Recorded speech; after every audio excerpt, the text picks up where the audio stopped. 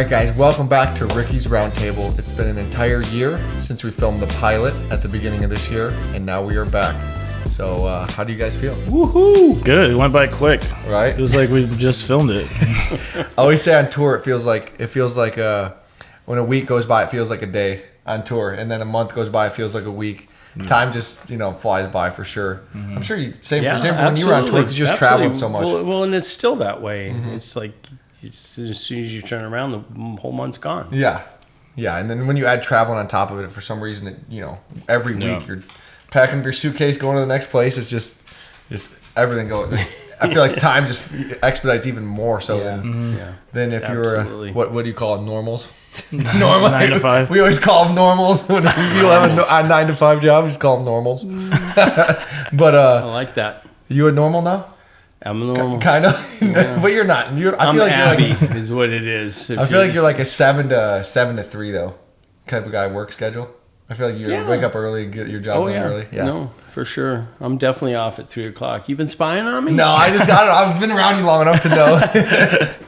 All right, one word to describe the 2025 season.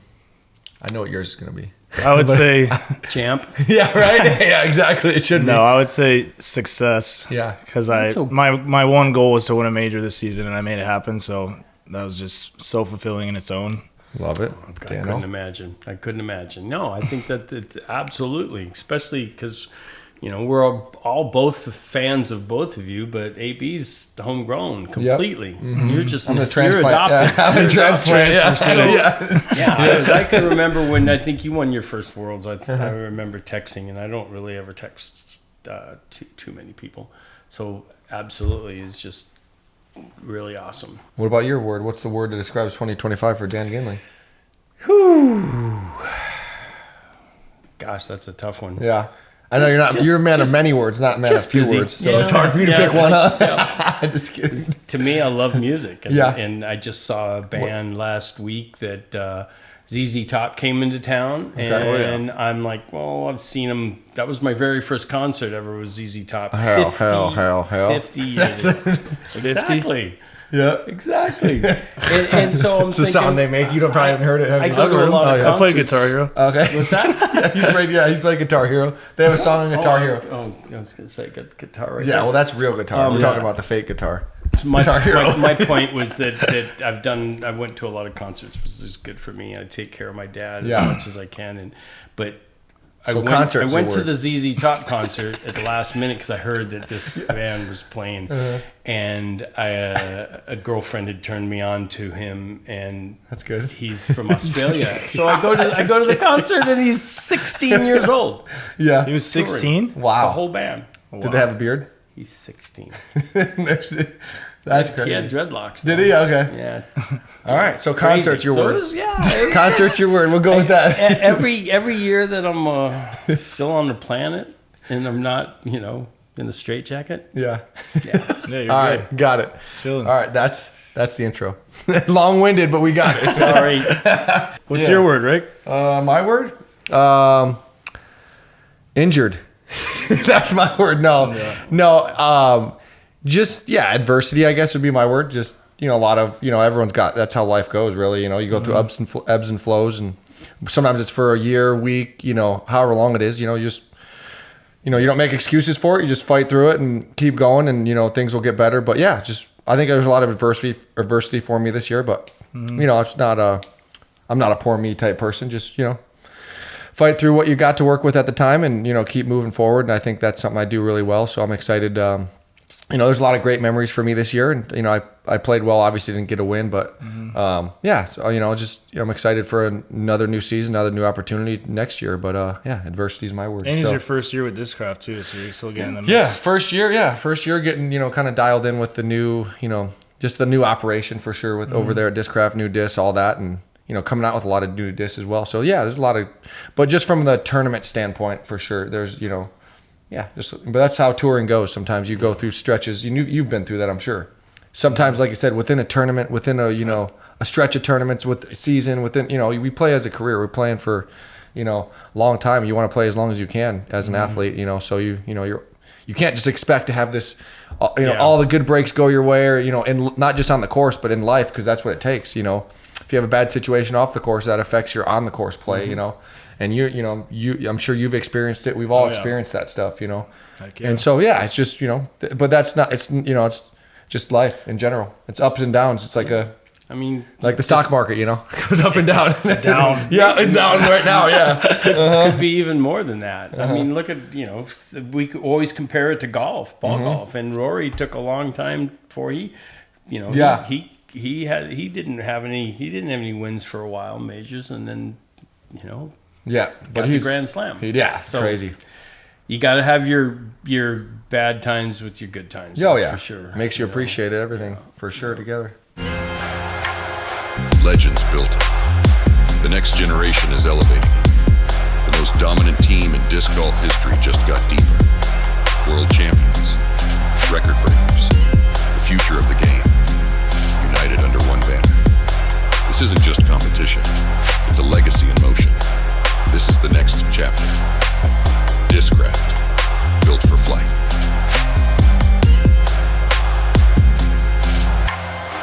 All right, AB, this one's strictly for you. We'll start with you for the question. Is kind of, you came into the season with a lot of energy, kind of a lot of momentum from the last season. I think when did you kind of know that the season was progressing and kind of building into something, you know, special, which is your first major, you know, very important milestone for you. And just curious if you felt it. Yeah, I feel like I got off to a super consistent start to my season. I top 10 in like 10 out of the first 12 events. Wow. And then right after Worlds, it was like, I don't know, I just got so burnt out. Like losing Worlds, like that was rough because I feel like I had a pretty good chance to win it. And then I just fell into like this rut for like 2 months, and all I was thinking about was USDGC. Like that's all that was on my mind. So I wasn't really focused at any of the tournaments like on the East Coast. I think I got like 50th, like 4 tournaments in a row. Right. And then just all my focus was put on USDGC, and I like told myself I was going to win the tournament like the 2 months before it even happened. And just to make that happen, just like, I don't know, that manifestation is like a real thing, honestly. For sure. Yeah, I mean, sometimes those like burnout sessions allow you to kind of like, Hammock actually told me that. It's like your mental like energy for tournaments has to be like at an all-time high to play well and win. Yeah. So like, but if you do that for enough weeks, your mental well gets drained and you got to like build it up. So like being burned out and maybe not giving it your all is obviously not optimal, but like it gives you time to like, because if you're on lead card every week trying to win, like it takes a lot of mental capacity. And so like when you're burned out, you're playing in 50th, like there's nothing to it feels like there's nothing to play for, right? Because you're not at the top where you feel like you deserve. So it's like you have that time to build up, like you said, for whether it was a couple weeks or a month that you were in a slump, and then that built up to where you could feel like you could play at your full potential, you know. So just say anything. Sometimes you can see a positive and in a bad situation. That's, you know, kind being of positive is always. God, we're known for being hard on ourselves. I mean, did you have time did you get to play the course more this year at Winthrop? Practice? I'd say I practiced about the same amount. I got there this Saturday before the event. So yeah, I just played like 2 a day sometimes, just got as many reps as I could. But I took a week off before that because we had played 7 tournaments in a row. Yeah. Wow. And I finally got a break, and I think that really helped me like get blocked back in and really focus up. It's telling you something too. Sometimes, you know, even though it's kind of hard to pass up an event. You gotta. I know you're good at it. Yeah. I was very impressed when you first started taking a little bit of time. Yeah. You need it. Yeah, it's tough too sometimes. But being positive is just like, you know, it's been a long time, but just walking up and just knowing I'm going to hit this putt. I'm going to smoke this drive. I'm going to hit it right on my line. I know it, and positive, and it just really makes a big difference. For sure. You had some pretty high pressure situations this year, and what was it like kind of in those moments? What were you telling yourself to make that clutch shot when you needed it? Yeah, I mean, one thing I was telling myself at USDGC, because I would like find myself in the past at like majors, it's like, oh, you don't need to win this. Like there's going to be so many different tournaments. Like you don't need to do that. But that was what was holding me back in like those high pressure situations. And then at USDGC, I mean, I was just like, this right here, right now, like you got to take this one. Like it's right here. Like this is your event. And just that positive self-talk and just the manifestation was like super, it helped me out dealing with the nerves, because it was like, just feeling all those nerves, because you know how it feels like. It's like it's crazy. Yeah. And you just got to tell yourself to hit you at once. Turn those nerves into excitement and just keep pushing. And just this positive self-talk again. Awesome. Yeah, no, it definitely helps to be able to kind of get that positive reinforcement. Like you said, you notice a pattern mentally that was just holding you back, and that's sometimes you don't realize it, and that's what the little things like that make the biggest difference, especially when everything's a minute, difference makes minute change makes a huge difference at that level when you're dealing with mental stuff like that for sure. I was talking about as I mentored Paul when he was a teenager, and he started getting good, grew up, won the AM Worlds and stuff, and so many people would walk in the shop or talk to me, catch me on a round, and say, "Hey, I played with Paul. I could do that. But the whole point was, I would be saying." Because I can throw that far. I could do this and that, but I'm, but he's got all the elements instead of, are you shooting 10 under every round, especially at Vista? Right. And back in the day, heck, I could probably shoot 5 under with an Ultra-Star. But the point was that just, and it's always good to compare. People want to compare themselves because it's like, it's not always like, oh my God, I want to play with AB or Ricky, but it's like, I want to size myself up. But a lot of times they don't realize it takes everything. Yeah. In the old days, we always had final nines. And I literally, numerous times you're playing in the final nine, you spray a shot and you could hear especially in Kansas City, you used to have big crowds. Yeah, they always do. 300-400 people, and you'd hear him, I could do that. Yeah, right. Exactly. And I was the kind of person who'd go, yeah, but you couldn't. But you couldn't get yourself. Exactly right. Because you throw enough good shots. I'm already here, so I'm allowed to. Right. Yeah. Especially if you're not winning. Right. That's funny. It's like, whatever. And if it's skins involved, so. Yeah, I think it's just an ego thing for people. You go to the Masters and you see some dude shank one shot, and you're like, oh, cool. And dude hit a perfect shot every time and shanked one. You're like, oh, I can do that. You're like, no, you can't. You have no chance to make an appearance at the Masters. Especially the Masters. Yeah. I was lucky enough to go there once. Just using it as an example. People don't have any idea how. Or like how sloped it is. Like people act like you're hitting off a flat surface. Yeah, you're hitting a 180-foot shot on the side slope to a freaking sloped green that's right to the tallest rough. It's hard to hit on them, But people think like, oh yeah, I hit it at your local par 3 course. You hit a 150-foot yard shot right to the green, like.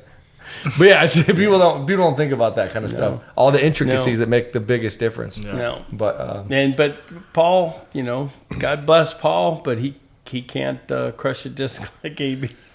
yeah, for sure. But yeah, I mean, I think that shows you everyone's got everyone's got different skill sets, but I mean, I think like you said, people, they want to relate to people that they feel, But at the same time, it still takes a skill set, and what Paul does, to play well at his level is different than what it takes to play, someone else's game. Everyone's got their own skill set, weaknesses, strengths. Everyone's got them, Yeah. Doesn't matter. And it's usually going to make you feel good that somebody's comparing themselves to you. Right. Oh, for sure. Yeah. They're obviously looking up to you. Right. You set the standard. Nice way of saying, That's their way of saying, hey, that's the standard that I think I want to compare myself to, like you said. So that's a compliment in itself. I do snoop on Facebook, and I've seen plenty of people go, I can't make my Luna do what AB does. Yeah. Especially the new discs. I got them, but I didn't throw them. The Battle Pack? Yeah. Yeah, just once again, it's a standard for that, You set a standard so people are like, oh, that's how it should fly if you're good, right? So they're like, oh, I want it to, they think they can't throw when it like that. When I'm doing lessons, Yeah. I still do a decent amount of lessons, and that's the first thing I do. And I think I play catch with them. Yeah. Because I want you got to learn your mechanics and slowing down, and putters are important. Yeah. Important way to do that, yeah. Especially because it could go in the bucket when you throw it from, 200-300 feet. The hardest to control. All right.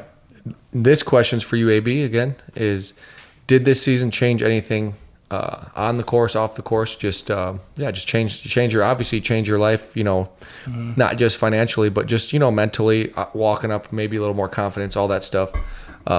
Definitely. Just like the way I played the majors, I think I got second at Champions Cup, fourth at European, and then fifth at Worlds, and then I won USDGC. So top 5 at all of them. Yeah, just having like those good finishes at majors, it shows me that I can like really lock in and perform when like the highest pressure is on. So it's honestly just making me excited to just go out there again for the future. Yeah, confidence. Yeah, that's a good takeaway for sure. Absolutely. What was your best finish in a major, confidence. Danny? My best finish. I'm just curious. I'm sure. I was up there in the lead a couple times and never got past the Worlds second to last day. Yeah, Worlds. Okay. Well, there was only one major. Yeah. Oh, okay. Yeah. Back then. Kansas City wide open. I won it 3 times. I got 3 seconds, and I played it 10 times. And that was back then. Kansas City was a massive event. Yeah. But so the Worlds was all we had. But Swope. Did you guys play Swope? We played Swope, Waterworks, and some Rosedale. Rosedale was my best course because it was always so windy. Yeah, and I would just lay upside down and watch people go airball. Yeah, because we played in April. One year I won in a playoff against. April's like tornado season, isn't it? And it was But it is. It's tornado season over there. It was snowing on us. What? That is insane. No thanks. It's just funny because. I come from here. I don't. Yeah. It's like I don't play in the snow. But you played good in the snow. But that day? I did. Okay. Yeah. But my best finish was 4th. Okay. I had a lot of top 10s, but I like to say that right before Kenny went on his 9-year run, I hit a 45-foot putt on the last hole to get 4th outright. And me, Kenny, and a guy, RJ Jerez, were tied. That's cool. Where was that at? It was Iowa. Iowa Worlds? Okay, cool. Yep. That was quite... Ewing Park and all that? Did they play Ewing? No, that was before. Or is it Grandview, the hilly one? Pickard? Yeah. What's the hilly one that they used to play for Worlds? That's Des Moines, right? They had you played there? It's like the really hilly, it's like a short par 3 course, but it's freaking awesome. It's old school course. But it's like super hilly. I think it's Grandview. But yeah, it's in Iowa, and but yeah, Des Moines got so many good courses. Yeah. Pickard, Big I've Creek, heard Walnut, more now. Everything is insane. Yeah. All right, this one's for you, Dano. Uh-oh. Here we go. You've been around disc golf, and you kind of seen all the different generations come and go, and I'm just curious what you see the current state of disc golf and the local community. First of all, I'm stoked that I've been in the game. I only played, I think, 3 tournaments this year. I probably only played 5 last year, but so I'm not too involved. But the game is it's moving along. Awesome. It's fantastic. So I guess in that aspect, I think it's doing well. Yeah, I mean, you still do lessons and stuff, which is awesome. You're out the course in the grassroots of disc golf. But not only me, there's a lot of people that are doing lessons. Pete's, in my opinion, I don't know everybody out there. There's I think Tristan, the guy from Colorado, comes down there a lot. Yeah, he does a lot of lessons. Because everybody does them right out there where I've been doing lessons for the football field. Because this is right here at El Dorado. Yeah. Mm-hmm. So I leave in the morning. I want to roll down the window. Hey. Yeah. No, I'm just competition. I'm just joking. So it's good because it's just fantastic. But I met with Pete this morning over because we're trying to get Red Mountain for the Memorial. For the tournament. Yeah. We just don't want to turn away people, and I've never played it, but yeah, he does a lot of lessons. There's quite a few. Yeah, that's right. I heard that. That's gonna be cool. Red Mountains. It's gonna be Red Mountain and Fountain. Yeah. Yeah. And they'll be able to have a bunch of extra people. Yeah. So if you're coming in town for a nice, when is it? January? No, it's going to be first week of February. Okay. Yeah. I believe Keith did it to try to stay away from what's the Florida. Yeah. Florida tournament. Yeah. I think Florida tournament was our date, our normal date. So yeah, you moved it earlier. Yeah. Okay. But I mean, that's cool. I want to say 96, we did the memorial back when it was called the Bob West Memorial. We did it only at Fountain Hills because Vista was under construction for 6 months. So how long is Vista's going to be under they're construction? saying 12 months. And we know how that goes, though. That'll end up being like 2 years, literally. Yeah, I hope not. In Arizona. Yeah. I don't think we'll make it if it makes it 2 years. Really, but, I mean, we've got the South Course, but it's still... You know, people say it's too short, and I thought I had my phone on vibrate. I think it's fun. I like that little layout. You're actually dialing someone right now. No, I'm just kidding. Probably You're in that generation that just pocket dials people randomly.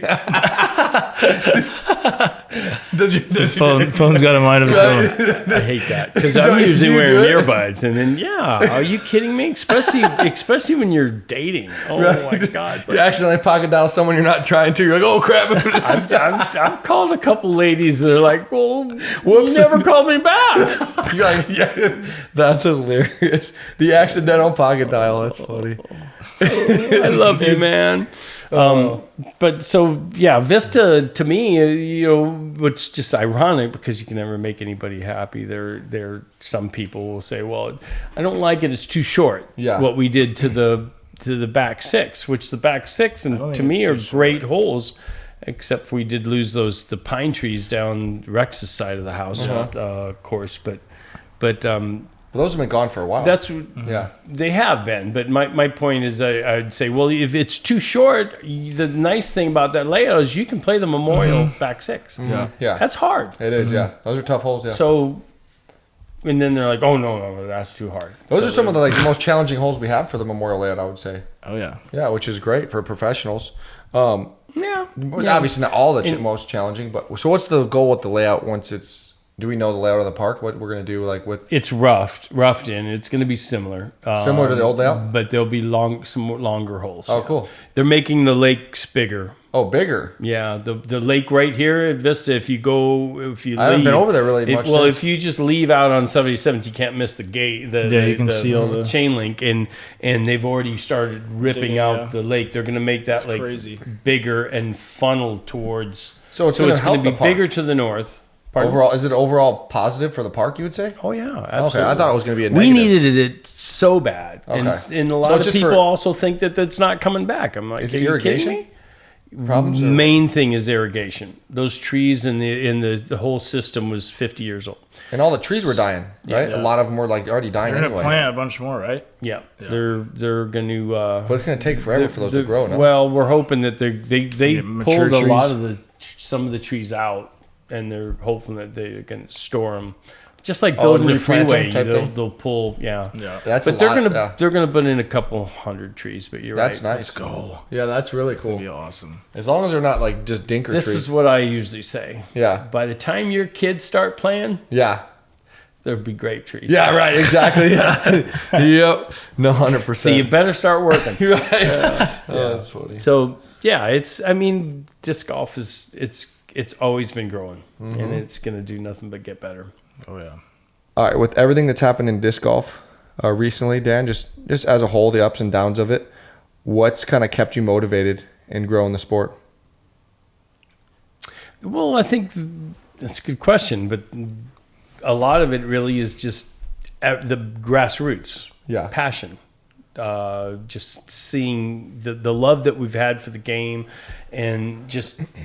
the love for people, friendship, and new friends that you're going to have, players, and everything. That's what really keeps you going. In my opinion. For sure. Just pushing it. Yeah, I think you keeping yourself involved is super important too. Like you said with the grassroots, because if that's important to you, you're doing clinics and lessons that keeps you connected with the grassroots of the sport and the people that are just getting involved, and you see that love they have for the tips that you gave them, and then they all comes together and they throw a good shot or make a long putt that your tips helped. I'm sure that makes you feel better, and you're like, oh, cool, I made a difference, right? Absolutely. Like in so many different ways. So that's and I'm sure you're great at it. Done it for so long. You've seen so much that you can offer so much knowledge to people that you see that knowledge get passed on. It's got to be a good feeling. Yeah, absolutely. For sure. It's definitely worth it. Let's just say that. All right. Are you optimistic for disc golf and where it's heading in the next, handful of years? What's your forecast? I think, the game took a huge jump with COVID, and so many other people got involved in more manufacturers and stuff. And I think it's already started planing out a little bit, but everything's positive. I mean, this game, we get more courses in the ground is really what, would be the answer to what we were going with earlier. More courses in the ground so it can accommodate more people.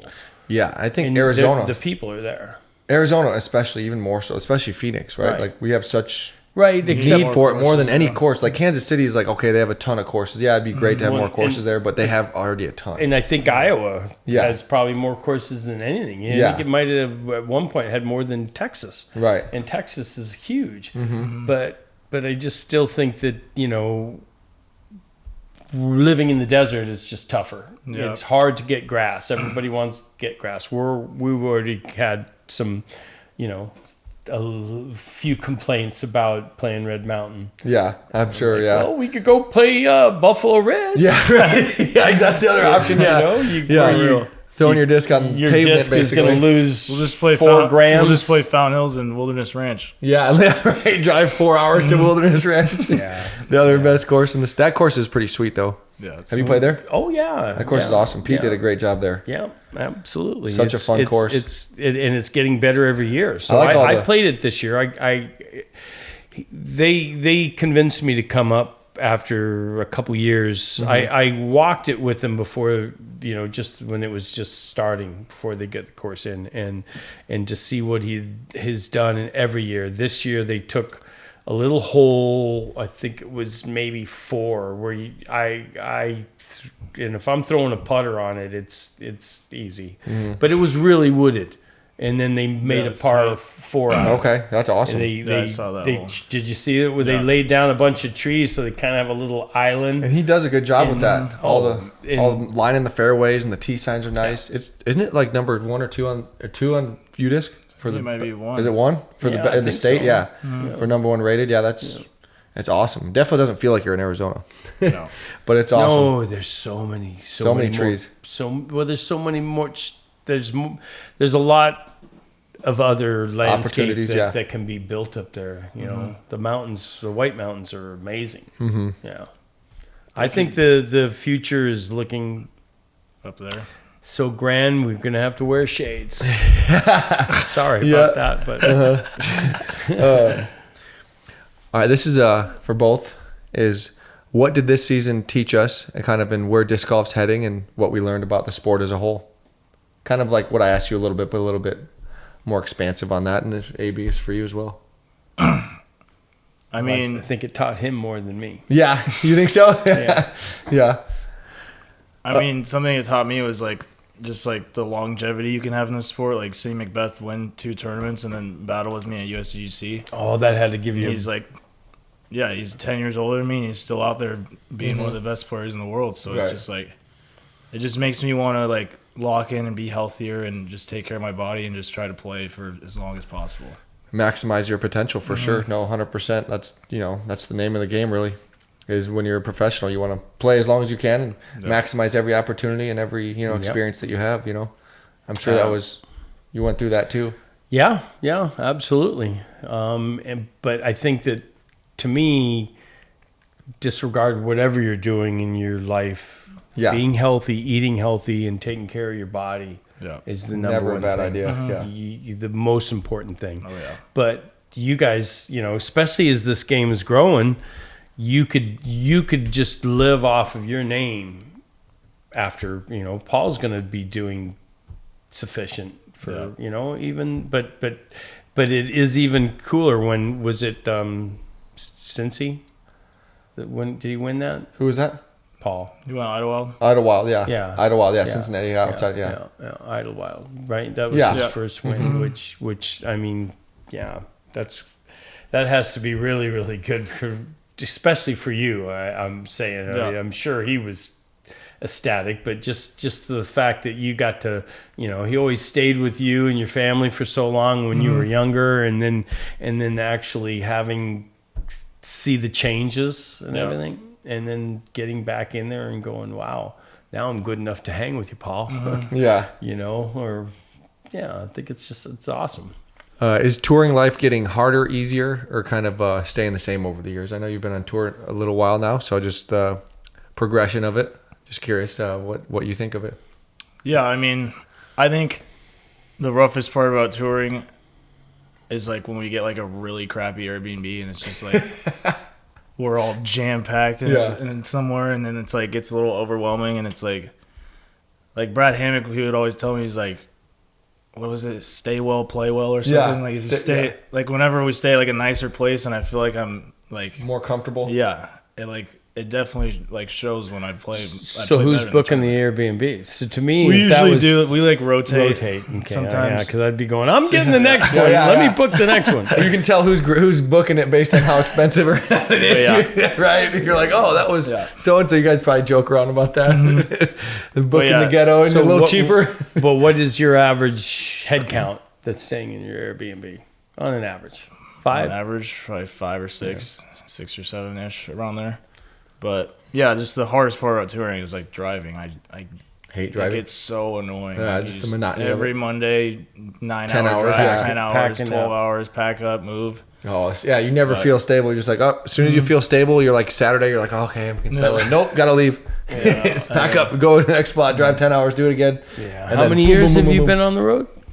Daniel says, give it 10 years. And because it does. It didn't take me long to get old, but I had a wife from the beginning. So I wasn't married to her, but we all have had, But were you on 6-7 years? I played summer tours when I was all the way up to COVID, and then COVID happened, and then I just went on the full tour. So it's like my 5th. So 2020? 6 years. 2021, I think, was my first year on tour, like full time, every tournament. Yeah, you were doing like half tours. You'd play like 4 or 5 events and go home. Yeah, type thing. Yeah. ASU too, and then back when I was in high school, I would just go out in the summer and play some of the pro tour events. How long did you tour for? Like full time? Only 4 years. 4 years, okay. Yeah, which was for. But there wasn't that many. One too many. Yeah. Oh, you would have rather done 3? After 3 years. You weren't like, I should have toured for longer. Most people, he's like, no, I should have toured for less. That's funny. That's hilarious. To me, most people's the other way. It was more, the game was so young. Yeah, I can see that. I never wanted to play bad, but I could be happy. I remember this guy who was a top player at the time, Slate Paul, and him and Steve Weiskopf and Harvey Brandt was in the car. They had a really bad accident on the tollway in Pennsylvania, and he ended up fracturing his hip, and he ended up I think a month in the hospital before he could even go back to Dayton. Jeez. Long story short, is that where he's from, Dayton? Yeah, and that's where Cup's from. He's a Cupcake, but Cupcake, the new age. Yeah, he's like new age. Yeah, I forgot where I was going with that. Oh yeah, I threw you off. Just short attention Slate span. Paul from Dayton, Ohio. Well, that's where I was going with it. It was when I first started going out on the road. I'd never played. We didn't play any woods. Yeah. And so piping, it took me a little while, and rain. Mm-hmm. It's like, I used to joke because I'm sarcastic, because I felt like a cat. I'm like, you shrivel up when it rains. I wanted to run. I didn't want to play. I remember playing a tournament in Cincinnati, and I swear it was raining so hard, which I know you guys experienced. And I literally had to duck because the guy couldn't let go of the disc, and he's throwing that way, and he's on the tee box right at you, and he threw it right at us. Yeah, because it was just so. Yeah, once you lose your grip, it's game over. Yeah. But my point, I guess, with Slate is he was telling me as I was just getting my feel to have play finesse courses. He was like, you must be getting tired of getting seconds. Like, well, it's still pretty good. Yeah, right. Yeah. But being on the road it beats you down. For sure. Yeah. It's nice to have 4 months off though too. That really helps you reset the mind. Yeah. Game changer for sure. Well, hopefully the game's going to get to an area where you can pick and choose a little bit more too, because it sounds like, definitely your body's always telling us what's going on. And, and you need a little time.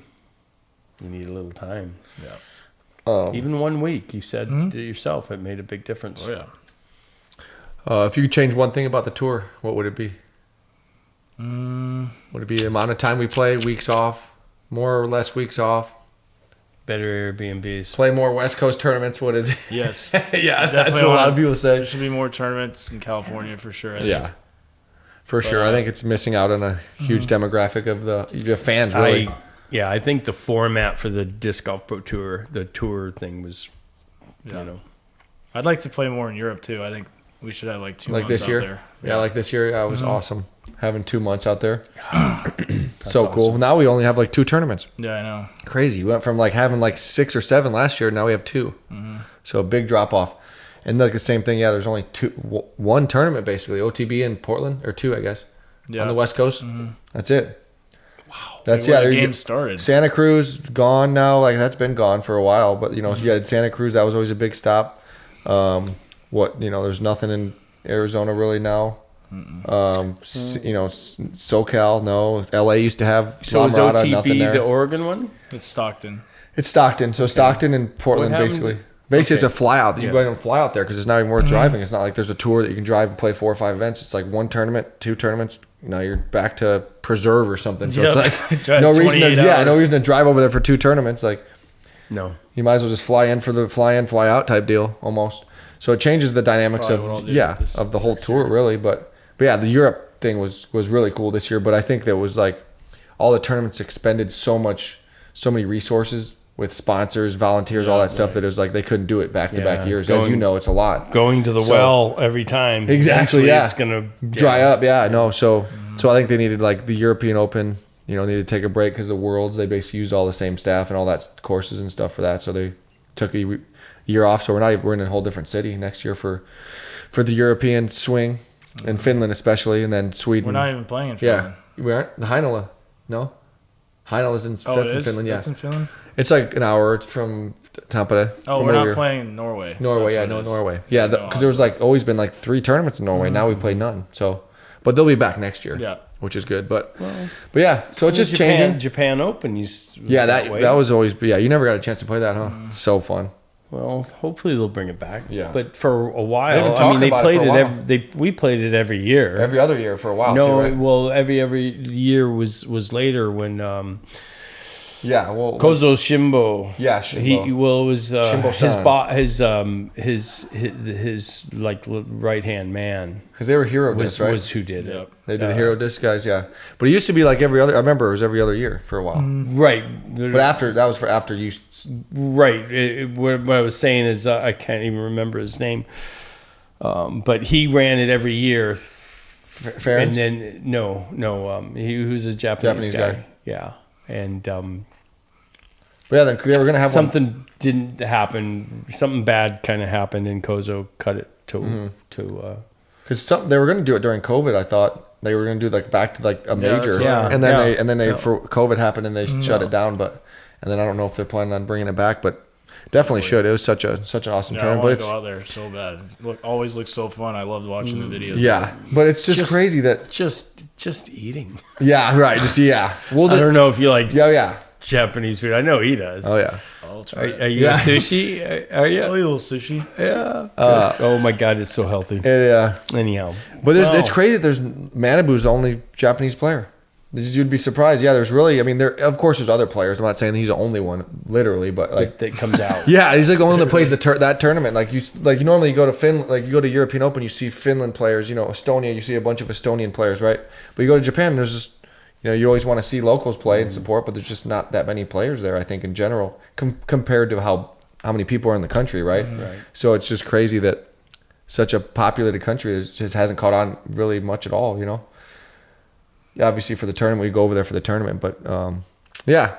And it's same with Australia too. Like Australia, I went to Australia, that was fun, but there was not that many Australian players really either. There? They did, yeah. Mm-hmm. Wow, it's been a while. It's been a long time. They haven't really had one since, but I'm sure they have local tournaments, but yeah, I think New Zealand. Yeah, they're doing. That's a big thing now. You going to that? No, probably No, not. I'm not either. Yeah, it's just long flight. It is, and when you're like done traveling, you don't want to go travel again, and so you just start the season starts like right after. That's the rough part is exactly they're going into summer right now. Exactly right. It's opposite seasons. Yeah. All right. Last question for this topic is: what is your dream course, location, all that stuff? Where would it be? What would it be? Tampa Bay Disc Golf Center, right on top of Fashion Square. In in the middle of the city. Yeah, Yes. that right. Yeah, but like the sick park in the middle of the city. That would be freaking epic. Yeah, that would be awesome. Well, yeah, Tampa Bay is definitely my favorite course I've ever played. It's so fun. I've always thought about this idea because we're in the desert, and it could be a terrible idea, but you buy a plot of land, just in the middle of the desert, just desert. That's it. And you literally form like paintball, how they have like obstacles. You'd be like, but make it like you'd have obstacles and stuff, but like you'd put like turf down, some sort of turf, and then so that way you're not like turf for fairways. Yeah, like you have, but like it's a thin turf. I don't know how you do that. Just like how permanent it would be, like a man-made course. Yeah, a man-made course completely. You have like, and you get like realistic skips and stuff, and you could maybe control the turf like. By the baskets really long, like a little bit longer, so that way if you hit by it would just stop, right? They make it all different sizes. Like how would it be like a ridiculous idea to say, hey, we got 20 acres of land and we're going to put a literally man-made disc golf course with like certain like man-made objects that may. Did you hear that, Kenner? Right. Seriously, but like you know how paintball. He would say it. He's like, this property out here. There's so much land out here, and I'm like. Like I think James, it would be. It's so dang hot. We could go 20 minutes in between here and Fountain Hills and go buy a random in the middle of the desert and go put you buy turf. You'd have to. That would be the most expensive thing. And then I don't think that's insane. I think that's a great idea. I think obviously money expensive would be expensive. All that is reservation property. Oh, okay. Everything going that way to Fountain okay. Hills is reservation. Even after Fountain Hills is reservation. Right.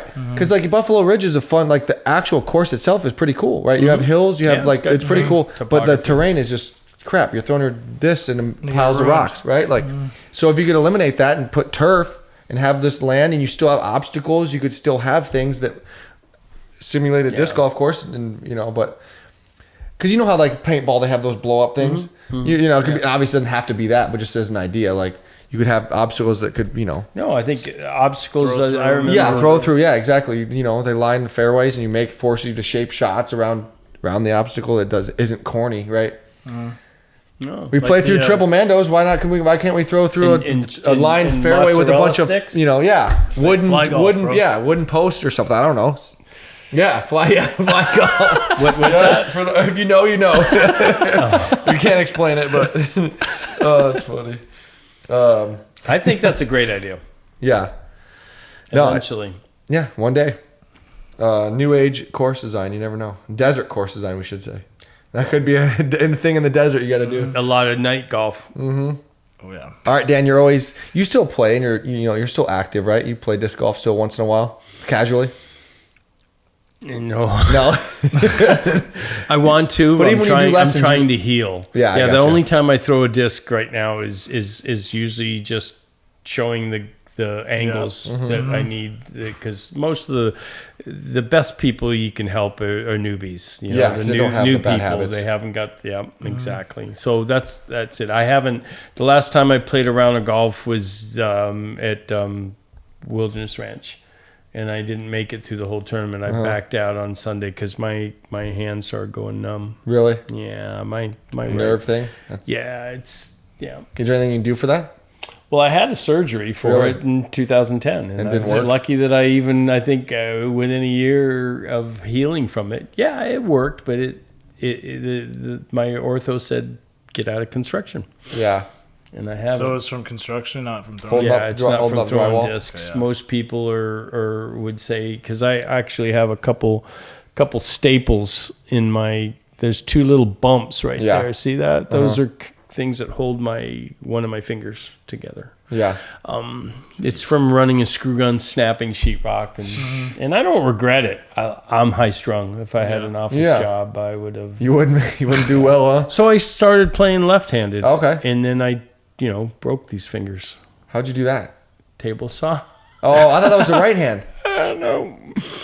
Really? No. So I started playing left-handed, and then I can actually throw left-handed now, but it doesn't move. Where'd you cut it? Right here? No, it's cut right there. He cut his finger pretty much completely off almost. I cut it, and Jeez. I was doing a small cut and being in a hurry, and So I'm going to play again. I just need to heal a little more. Yeah. And I'm 65 in 3 months. So that's going to allow me to take, I'm able to take Social Security. I can take my wife's too, as long as I never remarried. So I just need some, I remember we played golf. You're playing one-handed when he cut his finger. And he was literally playing one-handed, like swinging, hitting. He was hitting good shots too, smacking one-handed golf shots. I almost after he cut his finger off. I almost hole in one. I didn't touch the cup, but par 3. I like 190 par 3. I hit it one-handed, and it was amazing. That's insane. Yeah, I know, it was nuts. I'll play anyhow. Yeah, I mean, it doesn't stop me. Have you hit a hole in one ever? No, golf? No. The good old elusive hole in one. I only know a few friends who've got hole in ones. I've never. I've had spike marks right next to the hole, like this far away. Yeah, but never got one. You've done that, I'm sure. You got plenty of time. You've done that, I'm sure. But I've watched people hole out from fairways, like almost like a hole in one. We played the other week when I tried to get you to come out.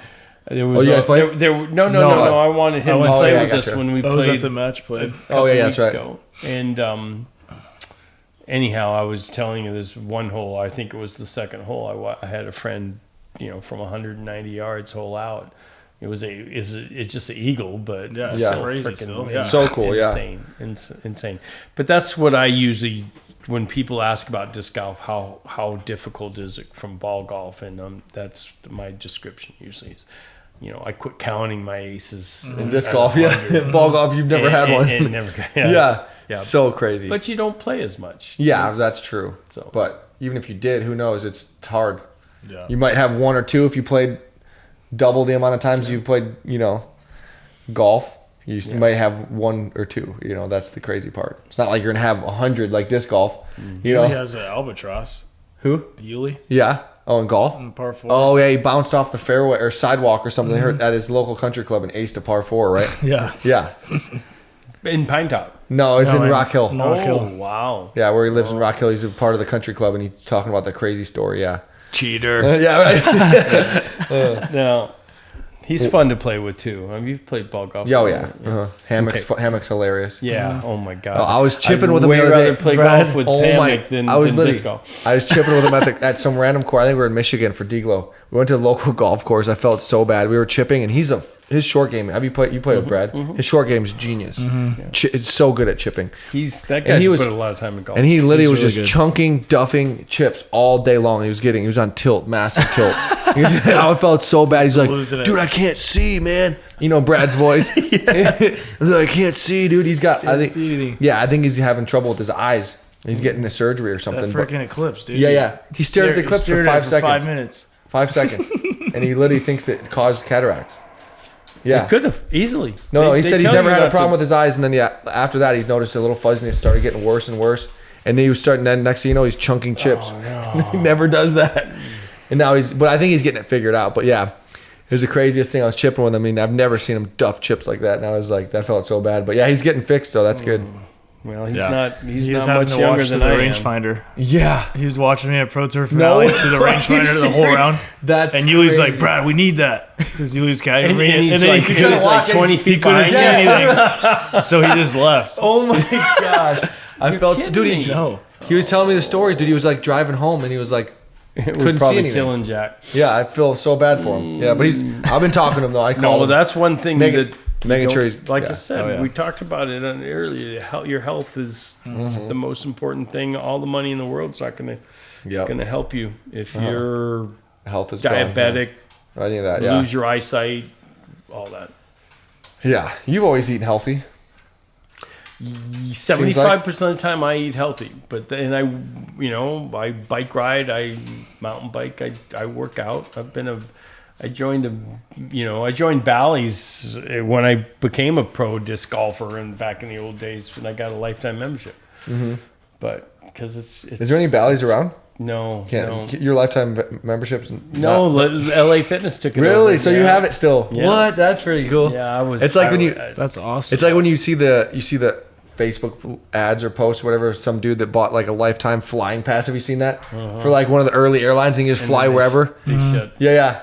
Did they shut it down? They might have shut it down. I don't know. I think they did. Yeah. You know what I'm talking. You've seen. I think that, American right? Airlines still has one. Yeah. A year-long pass. You can like a couple 100,000. You can just buy it forever. Yeah. You can fly wherever you want forever. What are your off-season plans, AB? Just going to hit the gym hard, eat healthy, try to gain like 10, 15 pounds. Yeah.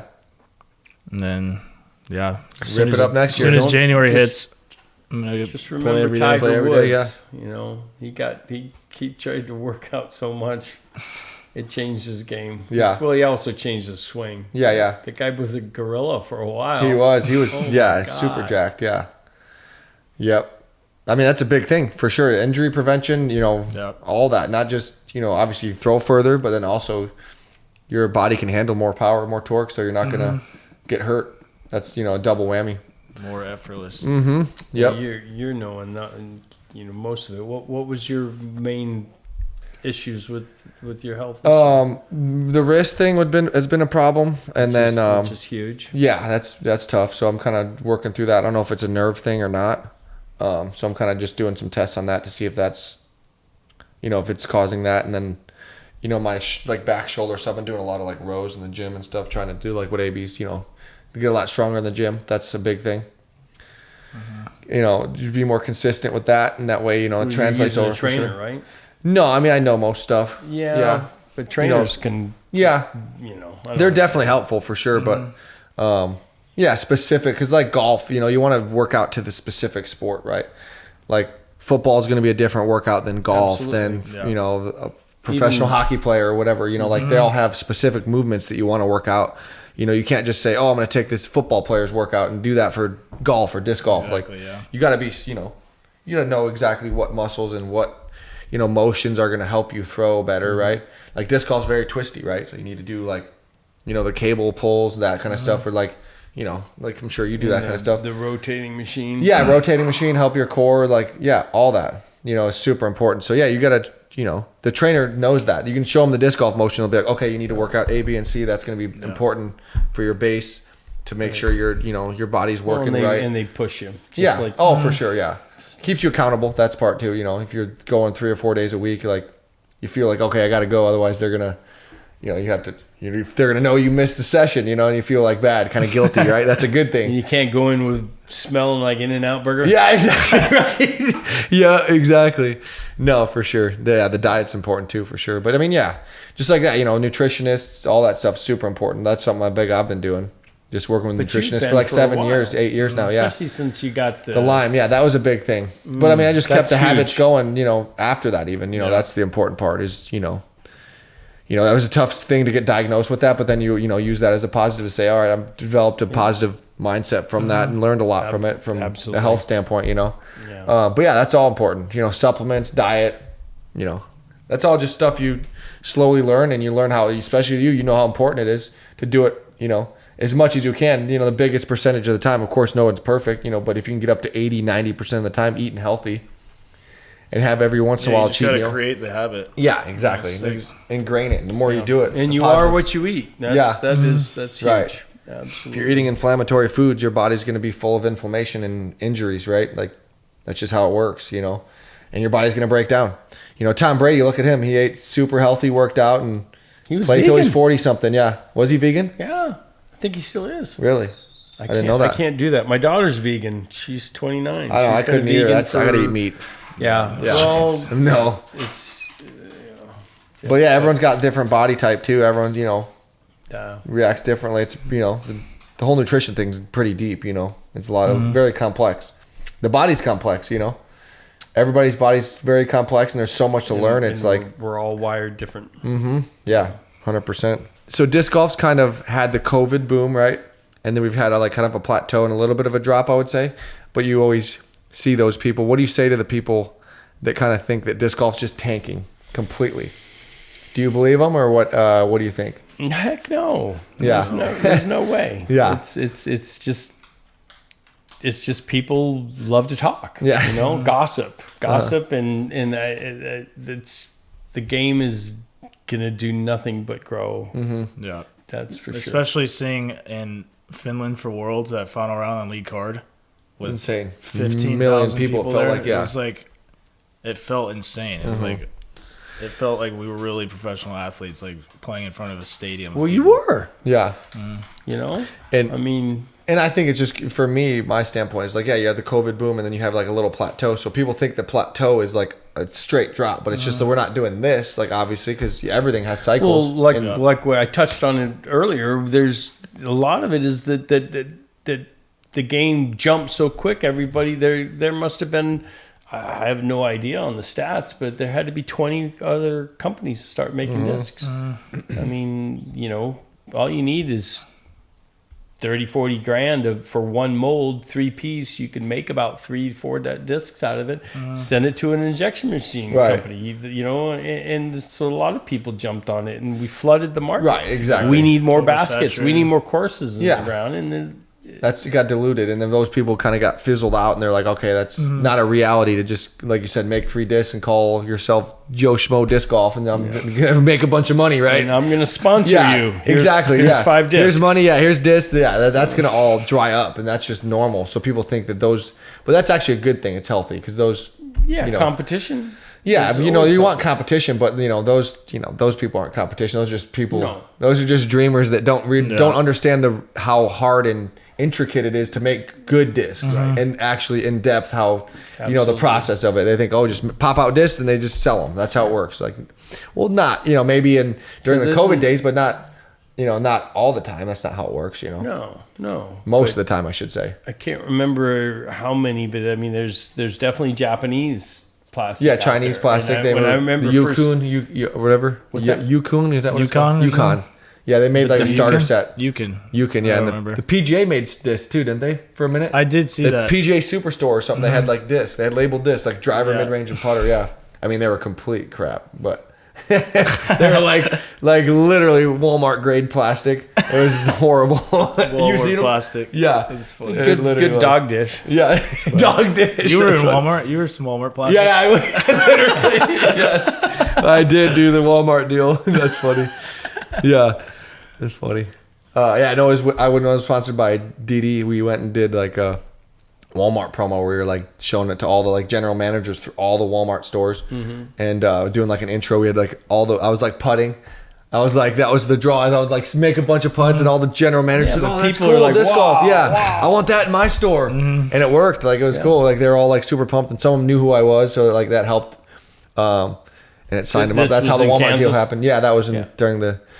Yep. But yeah, so that was cool. But I mean, just like anything, disc golf, disc golfers, that's what we love. Is some of them are Walmart managers, some of them are drywall hangers, some of them are professional disc golfers, lawyers. Like, a homeless person plays disc golf. Like, every walk of life. That's why it's so awesome. Is that you can play with a homeless person, have fun, and you don't even know they're homeless or what's going on. Or you play with a lawyer that's super famous or whatever. You don't. Yeah, it's awesome. That's what I think disc golf is so like.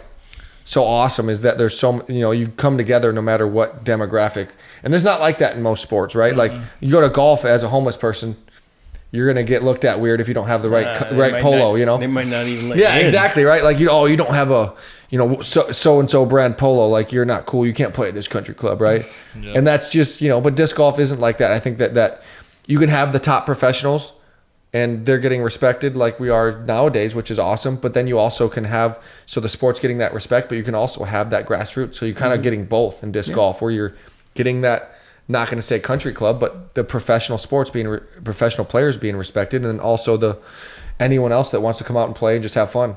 So I think that's kind of where the sport's growing too, is you see it too. I'm sure you've run into people at the course over your disc golf career, so many walks of life, You post on a local disc golf page, and you need a plumber, you'll have 10 people. If you need a lawyer, you have 10 people. Got a roof leak. Yeah, exactly.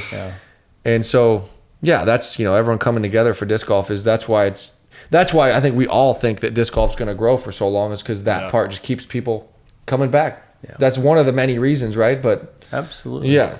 It's awesome that disc golf is very diverse. Yeah. in so many ways. You know, you can play it anywhere. You can play with anybody. Play in any climate if you wanted to. Not the rain for you, but no, I was good in the rain after I'm talking about I mean, you figured it out. Well, God, when I first started playing, I had a lot of hair, believe it or not, and it was curly. Were you a hippie? Did you have long hair? My hair when it got wet, it went down to here, but it dried up. It was like you had the Led Zeppelin hair. You know who? Led Zeppelin. I always say Led Zeppelin hair. All the singers they have Robert Plant. Yeah, absolutely. Same orange hair, curly as could be, and he still has it.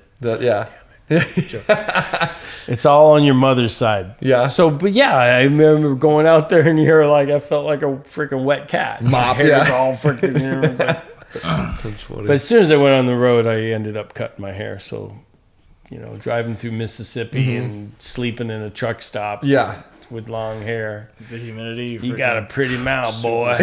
What? In Florida, where was that? Mississippi. Okay. Same thing. No, I'm just kidding. It's from a movie, The Pretty Mouth. Oh, that's the name of the movie? That sounds like a creepy movie. No, Dueling Banjos. Okay. Yeah. It's an old school. What's one message you guys would give to disc golf fans heading into next season? This is for both of you. I would say if there's a pro tour in your area, like go out and watch the tournament in real life. It's such the videos don't do it justice, like how far some of these people can throw and like just how impressive like some of the shot shapes are. So if it's in your area, you got to go out and check it out. And it's so easy to meet us, and you can come up and get an autograph whenever you want, unless we're like playing down the stretch. Yeah. But yeah, come out, meet us. We love meeting the fans. We love giving autographs, taking pictures. Yeah, I think that's important because, like Dan always talks about, that's the grassroots of our sport, is still coming out to support the local volunteers, local tournament directors. So coming out and supporting their event, that they thrive off of that. If they can spend all year getting the tournament ready, and then they see this big gallery and everyone enjoying disc golf, and that's what makes it worth it. As you know, you have a lot of people on the final day of Sunday at the memorial over the years. That's you're like, wow, this is awesome. I created this, and people can enjoy disc golf, and they're all out here for that same reason. Like, so it goes right into what AB's saying. That's the reason why it's important. To me, I think I don't really have. I have to ditto what he said. Go out and see the top pros play, and just see how accurate. Because it's not just really about throwing far. Everybody always thinks that you're, just because you crushed it out there, you still have to make that putt. You still have to be smart about your decisions on what angle you have, which way the wind's coming. And just seeing the top pros, it just really can, and like you said, you can also just meet people as long as they're after the your play. And I think it also squashes the I can do it syndrome of like people coming out like, oh, I can do it. You go to Idlewild and you have these super tight narrow fairways and you lace a shot. People aren't gonna be like, oh, I can do that. It does the opposite. They're like, oh crap, like that's a lot. That's tough to do, Like, that's funny. So true. If you give yourself some preseason advice, what would it be heading into next season? Would it be hit the gym more? Would it be play smarter? Would it be play more aggressive? Would it be take more weeks off? Yeah, definitely. Refill that mental well, as Hammock was saying. Definitely take as many breaks as possible, if possible. And because, like, taking breaks is a huge part of being, like, consistent and playing well, because you can get into such, like, bad habits if you're just playing every week in a row. And just kind of going through the motions instead of, like, feeling, like, good about the shots. You're just kind of going through the motions. That's what it feels like for me, at least. If I play 5-6 weeks in a row, by that 6th week, you're just, like, doesn't even feel like a tournament. You're just like, okay, throw, putt, like, okay. Yeah. You're kind of numb to, like, the pressure and all that stuff, which is good. You want to feel that. And then instill that positive self-talk, like, every week is, like, going to be a huge goal of mine, because I can get, like, so down on myself and just get so mad and just not care, but I just got to consistently, like, manifest and just be positive. Yeah. Affirmations. Affirmations, I mean, you could even write them down on your disc sometimes, just statements where that's going to tell you, you just got to, this will pass. This too will pass. Yeah.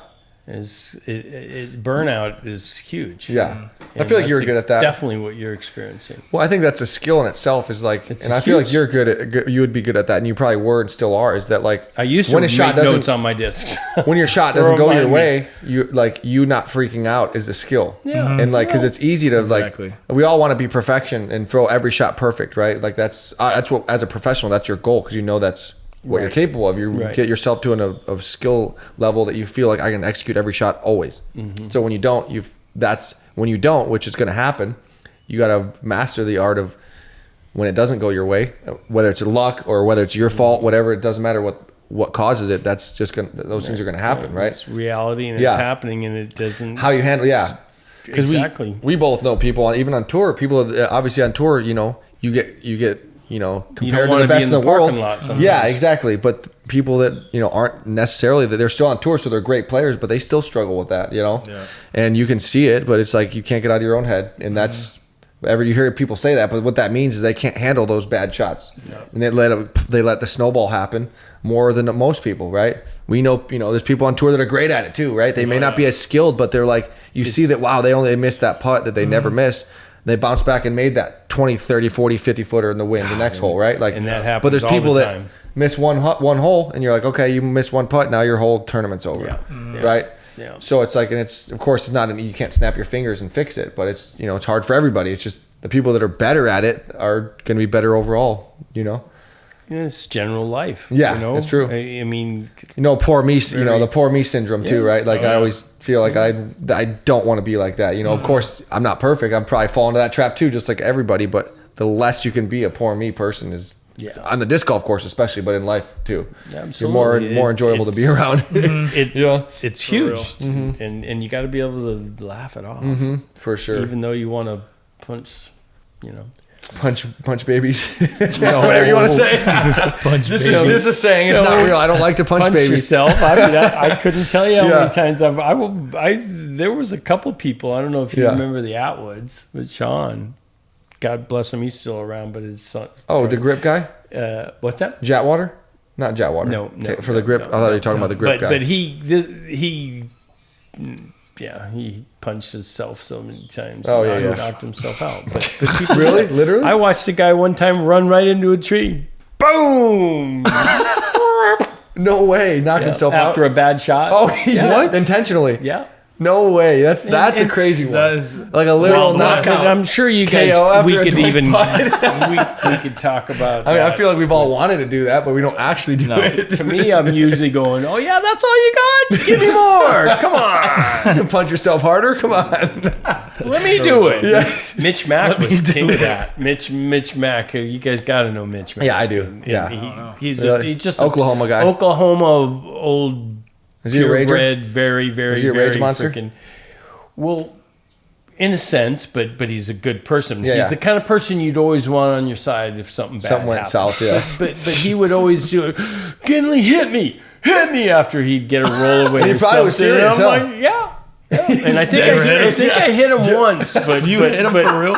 But I'm like just waiting for him to smack me back, and he didn't. That's hilarious. You actually hit him pretty good. Decent. Like what? 50% power? Like a little slap or like a slap? Okay. You know how you would sit there and do it, like who could take it? Yeah. I didn't fist him. No way. No punch. Yeah. But I'm just saying that's how a lot of people were. It's all life is just so wonderful and so beacon rough on you. Yep. Both. What's something that you're looking forward to in 2026 for both of you? Wow, for me, well, for me, it's hopefully the Vista del Camino gets put back in the right way. Right. I'm trying to get them to upgrade the course a little bit more than they actually have gotten the money for. We need some, we need some tiers, some erosion control type thing. Well, more retaining walls on the sides, so we can make the course a little more challenging. Yeah. I mean, add some slope. If we're never a disc golf pro tour again, it's not going to bother me. We just want to be a good course. Yeah, that and take care of my dad. Yeah. All right, awesome. What about you? I'm excited for all the new pro tours next year, like the new courses. New one in Charlotte, the new one in Louisiana. There's 2 new ones in Sweden that are going to be really fun. So I always like playing the tournaments when they're brand new on the tour. I feel like it brings like a I don't even know, like a new dynamic. Yeah. They're kind of like fresh. Yeah. I get that. Well, and you're kind of like it's a new slate. To conquer. New course to conquer. Nobody really knows it all that well. And it's try to set the pace, set the course records, birdie the tough holes type thing. Yeah. That's all kind of a fun challenge. Yeah. That like when you go to USDGC, you already know like, hey, these are the hard holes. It's still fun, and it's got a lot of tradition, and that's what makes it fun. But it makes it fun and enjoyable and challenging in a different way than, like you said, a new venue. But yeah, for me, it's like you said, it's kind of off. I've played disc golf long enough to where my off the course stuff makes me successful on the course. So just stretching, working out, making sure that your body's moving right, and to where you can throw your best. That's my biggest thing for next year. Staying consistent. Like I want to do Pilates. Like it's so fun. Pilates, yeah. You've done Pilates, yeah. Yoga. Honestly, yoga and Pilates is like lots of yoga. I want to do like that's something that's super important to me. Like get like a Pilates membership to where I can go to like different Pilates throughout the season. I want to do that. Let's do it. Club Pilates sponsorship. Let's do it. Yeah, hit us up. Someone help. Is that what it is? Club Pilates? Is that where you go? Because there's a bunch of places. I went at Lifetime a couple times. Yeah, I have classes at Lifetime. Yeah, but yeah, you do it. I know. I feel like you would do yoga. You're a big yoga, huh? Yeah. You have yoga no, I've been told I need to do Pilates. But yeah. But yeah. I told you that because I've only done it through you. I haven't done it in the gyms. Is icing? Is the cold plunges? So yeah. That I think that. Do you still have yours? That's huge. No. Because I thought you had one. I never had one. Oh, okay, you didn't. Okay. It's just letting all that inflammation just gets controlled and minimized. For sure. Yeah. Well, thank you guys for joining Ricky's Roundtable. It is for number 2 of the year. Yeah. 2 of the year. We did the pilot in the beginning of the year, and we closed off the year with a second session. So thank you guys for tuning in. Thanks to Jomez for hosting us and giving us this opportunity. Thanks to Discraft for sponsoring it. They sponsor all of us, so it's fitting to do the last episode with all Discraft players. And I love it. Thankful for you guys all watching all season long. We're excited for the future. Hopefully we can do it again next year. And thanks again for all watching, and thank you guys for all the great content.